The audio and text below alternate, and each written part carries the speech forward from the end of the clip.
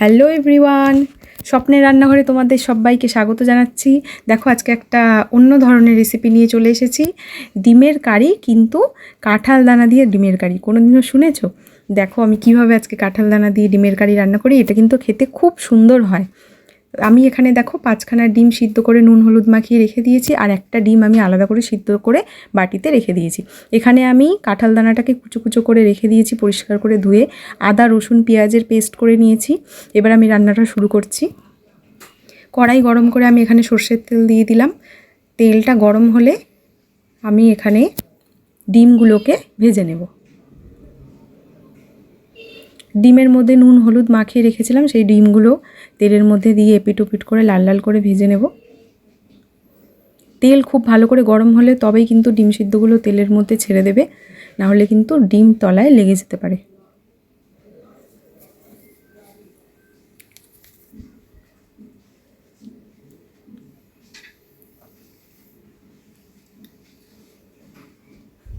ডিমগুলো ভাজা আমার হয়ে গেছে। এবার আমি ডিমগুলোকে একটা পাত্রের মধ্যে তুলে নিচ্ছি। এবারে তেলের মধ্যে ফোড়ন দেব তেজপাতা, দুটো ফাটিয়ে নেওয়া এলাচ আর দারচিনি। ফোড়ন দিয়ে এবার আমি কুচনো পেঁয়াজ, টমেটো আর কাঁচা লঙ্কা দিয়ে দেবো। একটা গোটা পেঁয়াজ আমি কুচিয়ে রেখেছি, একটা টমেটো আর 4-5টা কাঁচা লঙ্কা কুচিয়ে রেখে দিয়েছিলাম, সেটা আমি এবার লাল লাল করে ভেজে নেব।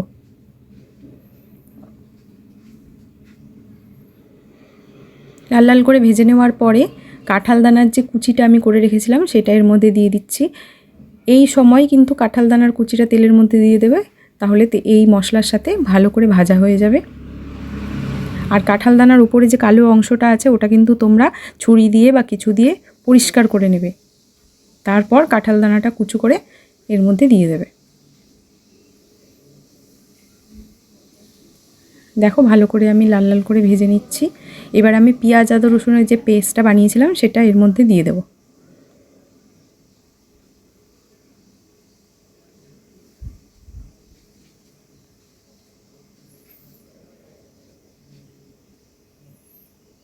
দিয়ে দিলাম মশলাটা। এবার মশলাটা বেশ কিছুক্ষণ ধরে কষাতে হবে, মিনিমাম 5 থেকে 7 মিনিট কিন্তু মশলাটা কষাতে হবে। এবার আমি মশলার মধ্যে দিয়ে দেবো নুন।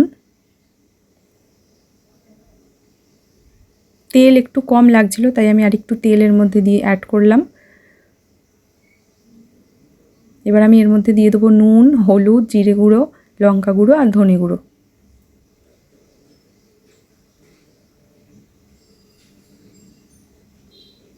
দেখো এক এক করে আমি সব গুঁড়ো মশলাগুলো এর মধ্যে দিয়ে দিচ্ছি। ঝাল তোমরা পরিমাণ মতন দেবে, যে যেরকম পরিমাণে ঝাল খাও সেরকম পরিমাণেই ঝালটা তোমরা দেবে।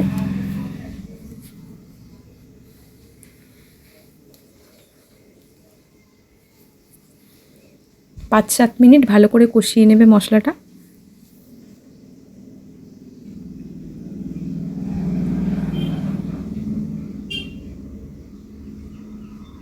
ব্যাস আমার মশলাটা কষানো হয়ে গেছে। এবার আমি এর মধ্যে দিয়ে দিচ্ছি গুঁড়ো গরম মশলা,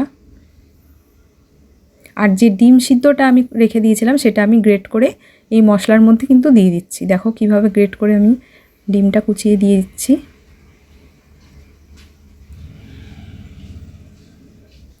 এটাতে কিন্তু মশলার মানে টেস্টটা আরও বাড়িয়ে দেয়। এবার ভালো করে নাড়াচাড়া করে নেব।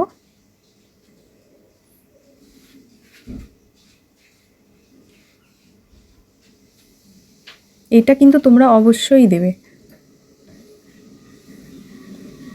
আরও বেশ কিছুক্ষণ ভালো করে কষিয়ে নিয়ে অল্প পরিমাণে একটু জল দিয়ে দিতে হবে, দিয়ে ভালো করে কষিয়ে নিয়ে এবার ডিম সিদ্ধ করা যে ডিমগুলো সেইগুলো আমি এর মধ্যে তুলে দিলাম।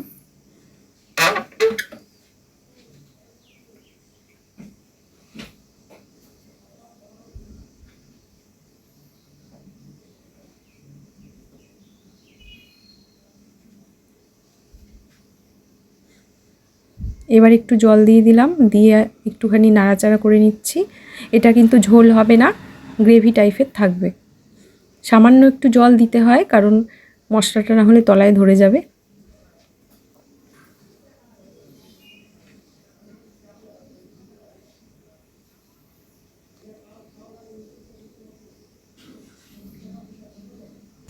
দেখো বন্ধুরা, একদম রেডি হয়ে গেছে কাঁঠাল দানা দিয়ে ডিমের কারি। দেখো কত সুন্দর দেখতে হয়েছে, আর এটা খেতেও কিন্তু দারুণ লাগে। কাঁঠাল দানা তো তোমরা অনেকভাবে খেয়েছো, অনেক অনেক রকমভাবে বানানো যায়, কিন্তু এইভাবে একবার বানিয়ে দেখো, দেখবে খুব ভালো লাগবে খেতে। এটা গরম ভাতে বলো, রুটির সাথে বলো, যে কোনো জিনিসের সাথে কিন্তু জাস্ট জমে যাবে। বাড়িতে একবার ট্রাই করে দেখো। আর আমি রেসিপিগুলো শেয়ার করছি, সেগুলো তোমাদের যদি ভালো লাগে লাইক কমেন্ট শেয়ার করে দিও, আর চ্যানেলটাকে ফলো করো। তাহলে নতুন নতুন এরকম ধরনের ইউনিক স্টাইলের রান্না আমি যেগুলো চ্যানেলে শেয়ার করছি সেগুলো তোমাদের ফোনে চলে যাবে। তো তোমরা বাড়িতে প্লিজ ট্রাই করে দেখো, শুধু দেখলেই হবে না, কিন্তু বানাতে হবে বাড়িতে। তো চলো টাটা, আজকের মতন এখানেই শেষ করলাম।